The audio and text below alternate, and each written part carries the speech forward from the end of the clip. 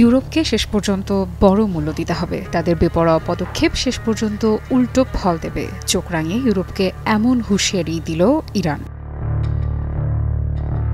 মধ্যপ্রাচ্যের আকাশে আজ যে ধোঁয়া ভাসছে সেটা শুধু মিসাইল বিস্ফোরণের নয়, রাজনীতিরও। প্রশ্ন একটাই, ইরানের পারমাণবিক কর্মসূচি ঘিরে ইউরোপের শক্তিগুলো কি নতুন করে আগুনে ঘি ঢালছে? ইরানের পররাষ্ট্রমন্ত্রী আব্বাস আরাকচি স্পষ্ট ভাষায় অভিযোগ তুলেছেন, জার্মানি, ফ্রান্স আর যুক্তরাজ্য এমন এক বেপরোয়া কৌশল নিয়েছে যা কেবল তেহরানকেই নয়, গোটা ইউরোপের অবস্থানকেও দুর্বল করে দেবে। তিনি সতর্ক করেছেন, ওয়াশিংটনের সঙ্গে এই অন্ধ জোটবদ্ধতা ইউরোপকে শেষ পর্যন্ত বড় মূল্য দিতে বাধ্য করবে। ব্রিটিশ সংবাদ মাধ্যম দ্য গার্ডিয়ানে প্রকাশিত নিবন্ধে আরাকচি জানান, ইউরোপের এই তিন শক্তি, যাদের বলা হয় E3, তারা ইরানের বিরুদ্ধে জাতিসংঘের নিষেধাজ্ঞা পুনর্বহালের প্রক্রিয়া এগিয়ে নিচ্ছে। কিন্তু ইরানের মতে এর কোনো বৈধতা নেই, এটা ব্যর্থ হওয়ার জন্যই তৈরি। আরাকচির ভাষায়, গুরুতর ভুল অনুমানের ভিত্তিতে নেয়া এই বেপরোয়া পদক্ষেপ শেষ পর্যন্ত উল্টো ফল দেবে। ঘটনার পেছনের প্রেক্ষাপট আরও গভীর। গত জুনে যুক্তরাষ্ট্র ইরানের 3টি পারমাণবিক স্থাপনায় বিমান হামলা চালায় ইসরায়েলের আক্রমণের ঠিক পরপরই। এরপর ইউরোপের 3 বৃহত্তম অর্থনীতির দেশ অভিযোগ তোলে, ইরান 2015 সালের পরমাণু চুক্তির গুরুতর লঙ্ঘন করেছে। সেই অভিযোগের ভিত্তিতেই তারা নিষেধাজ্ঞা ফেরানোর 30 দিনের প্রক্রিয়া শুরু করে। আর স্বাভাবিকভাবেই ওয়াশিংটন তাতে করতালি দিয়ে সমর্থন জানিয়েছে। ওয়ালটন এখন দেশের সীমানা পেরিয়ে পৌঁছে গিয়েছে 50টিরও বেশি দেশে।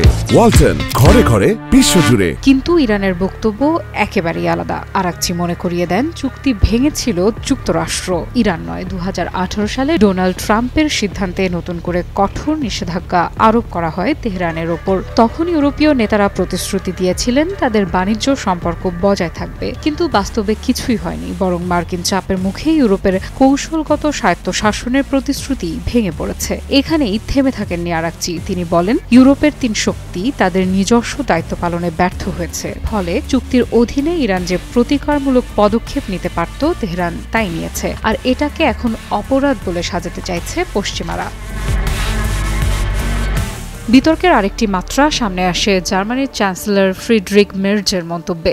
গত জুনে তিনি সরাসরি বলেন, ইরানের বিরুদ্ধে চালানো ইসরায়েলি আক্রমণ থেকে পশ্চিমারা লাভবান হচ্ছে। তার মতে এটা একটা নোংরা কাজ যা ইসরায়েল সবার পক্ষ হয়ে করছে। প্রশ্ন উঠছে, তাহলে ইউরোপ কি সত্যি স্বাধীন সিদ্ধান্ত নিচ্ছে, নাকি তেল আবিব আর ওয়াশিংটনের ছায়ায় কথা বলছে? তবে সবকিছুর মধ্যেও ইরানের বার্তা স্পষ্ট। তারা বলেছে, আলোচনার দরজা এখনো খোলা, তবে সেটা হবে বাস্তবসম্মত শর্তে। কঠোর নজরদারি আর নিষেধাজ্ঞা প্রত্যাহারের বিনিময়ে তেহরান পারমাণবিক কর্মসূচির কিছু সীমাবদ্ধতা মেনে নিতে প্রস্তুত। অর্থাৎ দর কষাকষির পথ তারা বন্ধ করছে না, কিন্তু মাথা নত করবে না। অন্যদিকে ট্রাম্প প্রশাসনও একই সুরে বলছে, আলোচনার দরজা খোলা, কিন্তু সবাই জানে কূটনীতির এই দরজা কতটা দৃঢ় আর কতটা কেবলমাত্র রাজনৈতিক চাল, সেটাই এখন দেখার বিষয়।